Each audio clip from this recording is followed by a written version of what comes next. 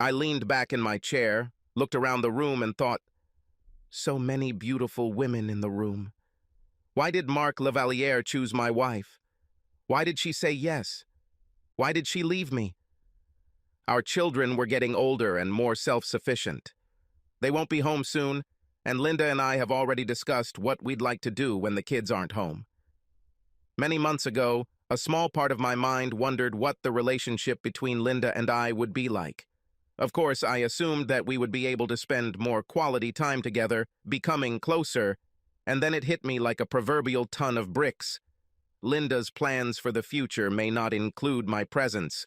I felt like a complete fool. That thought evaporated all my sadness and disappointment, leaving me with only my anger. I could tell from the worried looks from those around the table that my facial expression gave them the impression that my head was about to explode, or that I was about to do something very, very stupid. Dee asked nervously, "Are you okay, Jim?" 4 beautiful young women sat in a booth at the other end of the dance floor. I could see them right over Dee's shoulder. Why didn't Marc Lavaliere choose one of them? I watched the 4 ladies for a moment. Then I started laughing, very loud. Everyone at the table looked scared by my laughter. I laughed so hard that people were looking at our table. I had tears streaming down my face. When my laughter finally died down, I wiped away my tears and gave everyone a big smile. I realized that my life had just changed dramatically. I was no longer in a monogamous relationship. I no longer had to worry about my wife's feelings because my wife no longer cared about mine. Everyone stared at me. I smiled at Dee, took the wedding ring off my finger and handed it to the amazed Dee. "Tell this to Linda when you see her." "I have things to do." I stood up and threw a 10 on the table. "This is for my drink. Since you encouraged Linda's cheating so much, you can pay for it." When I left the table, my former friends called me. As I left the club, I wondered what I would say to them if they tried to follow me. The only thing I was sure of was that if any of the husbands followed me and did not heed my warning, I would break their nose. As I walked, my thoughts were racing. Linda was going to have selfish fun. I was going to have selfish fun myself. When I arrived at the hotel, I asked the young woman at the front desk if they had any full-size suites available. She told me no, but if I was looking for a bigger room, there would be a honeymoon suite available. She listed many of the amenities available in the room. "I will take him. We will not be able to rent out the room you're in now, since it is already late at night. I'll pay for both rooms. My wife will be staying in the original room and I will be staying in the suite." The young woman looked at me strangely for a moment. "I thought you were doing something special for your wife."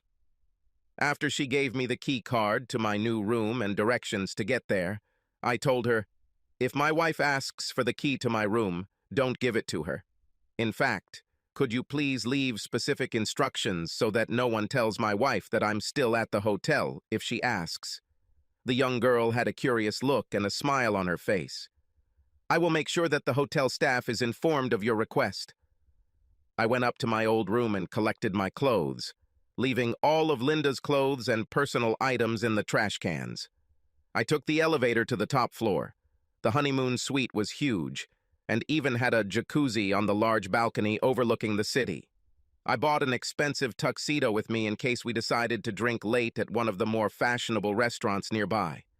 I put on my jacket and headed back to the club, stopping at the ATM to withdraw some cash.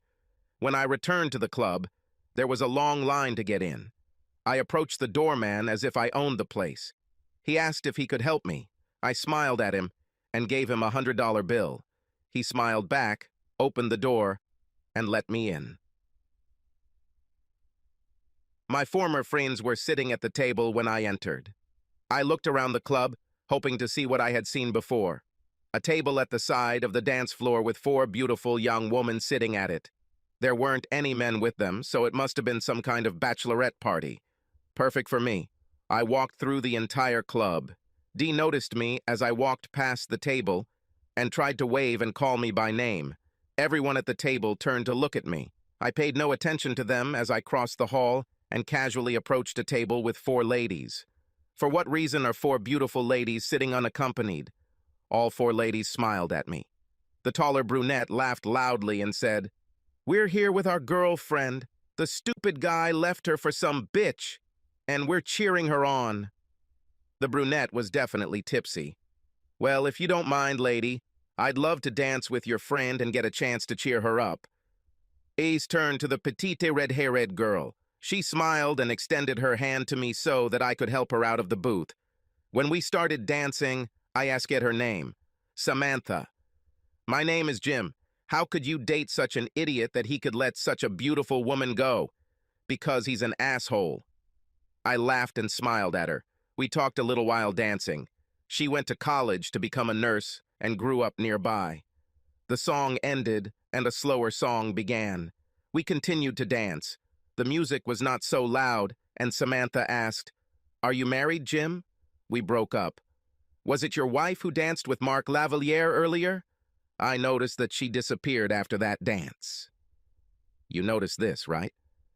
Everyone in the club noticed it, Jim. I gave Samantha my best smile. I think you found out that we broke up at the same moment that I found out.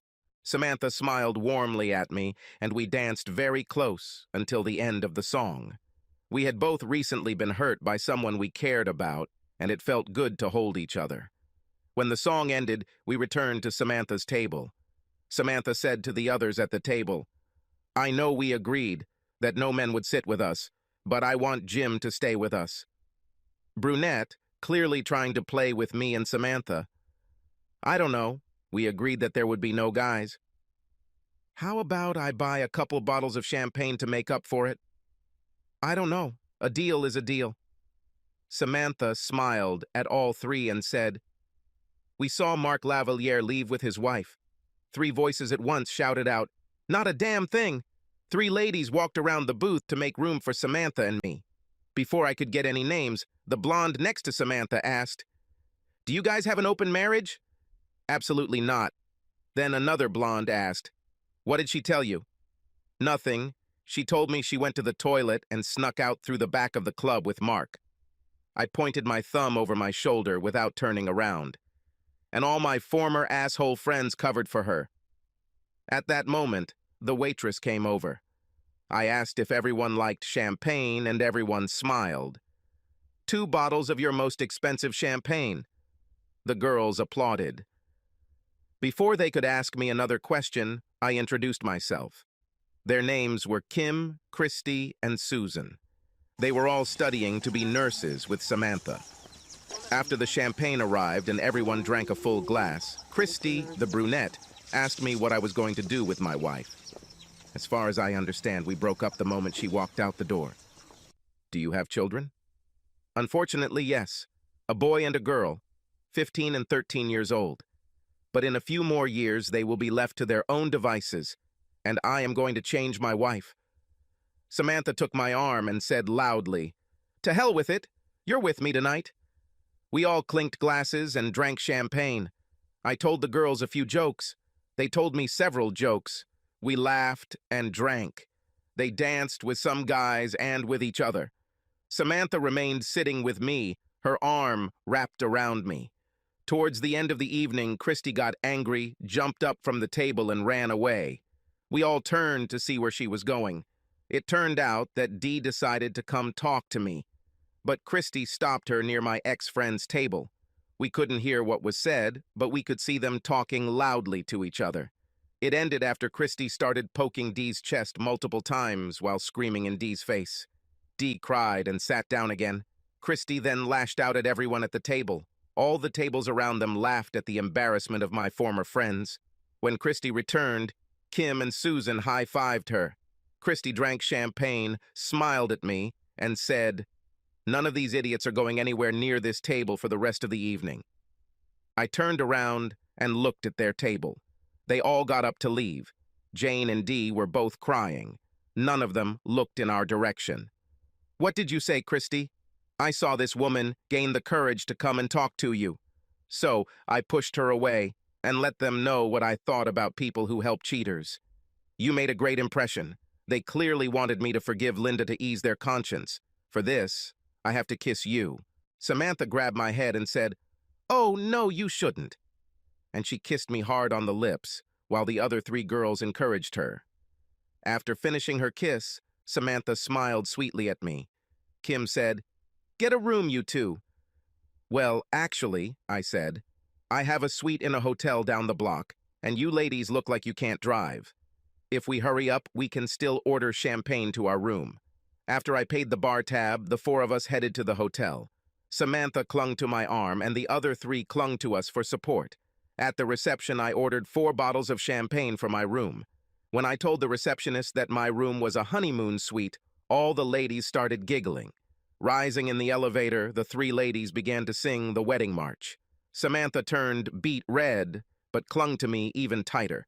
As we approached the door of the room, the ladies began to laugh, saying that I should carry the bride over the threshold.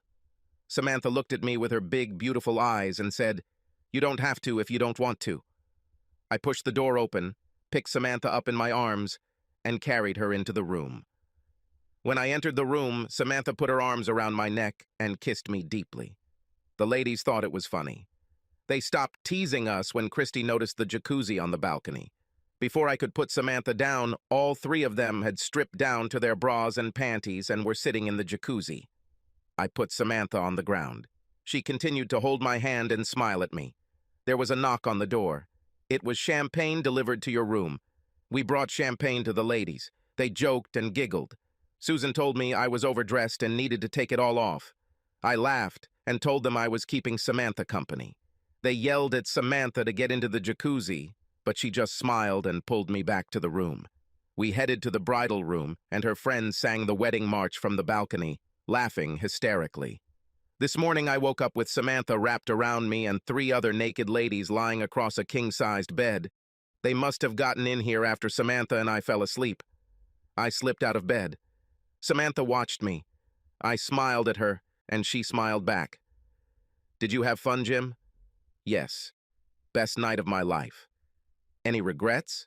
"Absolutely none." "Come take a shower with me." Samantha slipped out of bed and dragged me to the bathroom. Wanting to do something I'd never done with Linda, as soon as we were in the shower, I picked Samantha up and sat her on my cock in a standing position. I then pushed her against the wall while she wrapped her legs around my waist. The standing position was grueling, but I had one of the best orgasms of my life. Samantha had come twice before, very loudly. When Samantha and I got out of the shower, we discovered that our loud lovemaking had woken up the ladies. They were hungover but happy, ordering room service and drinking mimosas. Christy said, "I can't wait to get in that shower."